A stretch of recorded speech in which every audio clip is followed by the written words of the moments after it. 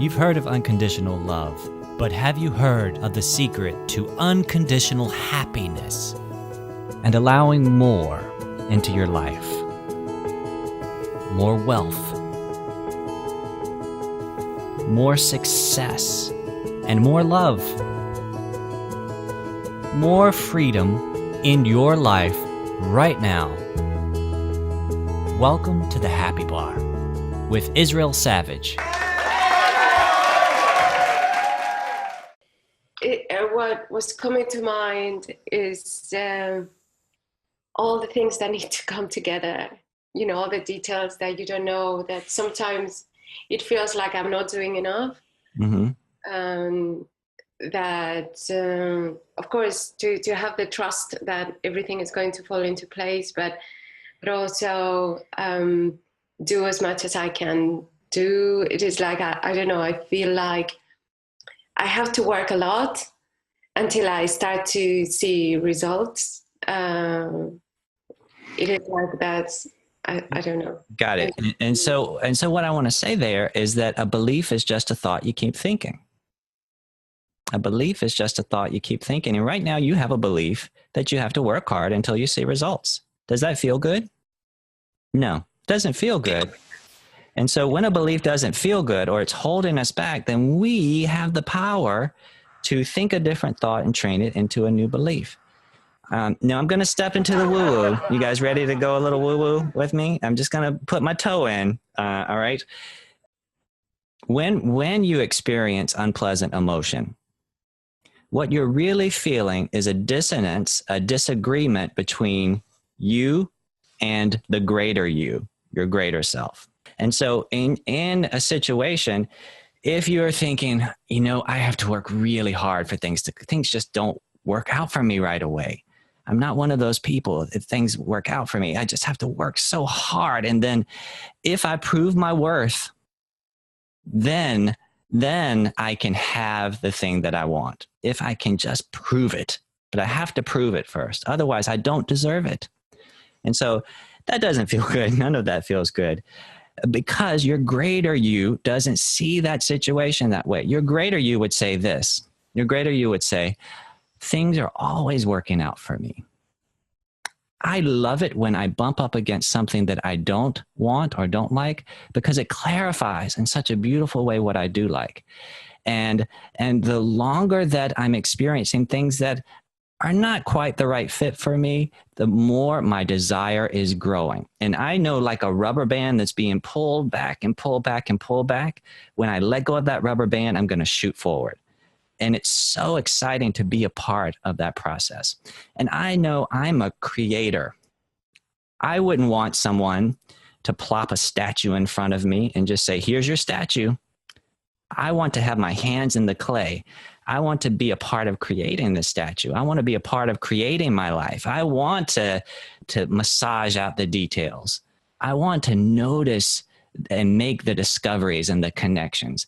Everything is working out for me. In fact, I can't mess this up, because when I experience the things that I don't like, I'm clearer and clearer and clearer and clearer.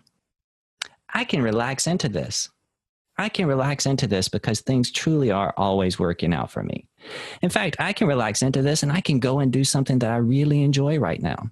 And I know when I'm enjoying myself, when I take my focus off the things that aren't feeling good in that moment, that's when I receive ideas of exactly what I should do next. And I love receiving ideas. I love that feeling. That feels better, right? If we can embrace this idea, or just play with the idea that when you have an unpleasant feeling, if you take a look at your thought, there is a disagreement, a tension between how you are viewing a situation and how your greater self views it. And if we can start to tweak our thoughts and eventually our beliefs in such a way that they're more and more in alignment with our greater self and how our greater self sees things, then you're going to notice a momentum start to build. And you're going to start to experience things in a quicker way that you don't like, and turning your attention towards what you do like. And I did want to just mention this. Here's where we get off track. And when I say we, I mean all of humanity, all of us. We get off track in this way. Contrast, or things that we don't like, is a part of life. It's supposed to be a part of life. It's a necessary part of life. It's what helps us clarify things. But contrast should only be 10% of our life. And the other 90% should be the enjoyment of the things that we want, the things we've created. We've flipped that as human beings so that 90% of our lives, we believe, has to be the contrast and only 10% of the enjoyment.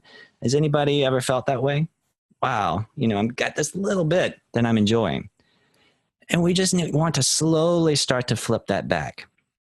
And I'll tell you this, one of the things that I removed from my life, I haven't watched CNN in 4 months. Never been happier. All right.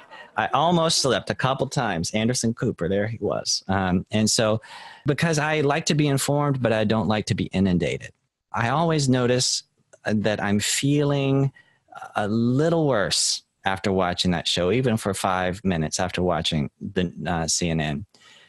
And it's because of this. As human beings, as actors, as writers, we get the part that we're supposed to notice what we don't want, but we don't get the part that we're supposed to then pivot and turn our attention to what we do want. And so what happens is we notice what we don't want and we keep focusing on it and keep focusing on it. And it's the bomb cyclone. Yeah. So we focus on it and let me put some fancy graphics to it and replay it again and replay it again. We notice what we don't want and then we keep our attention there. I'm saying, what if we notice what we don't want so that we can turn our attention to what we do want? If you liked what you just heard, then take inspired action now. That's right, act while you are feeling good. And build on your momentum. Schedule your free discovery call with me at instudios-nyc.com/happybar.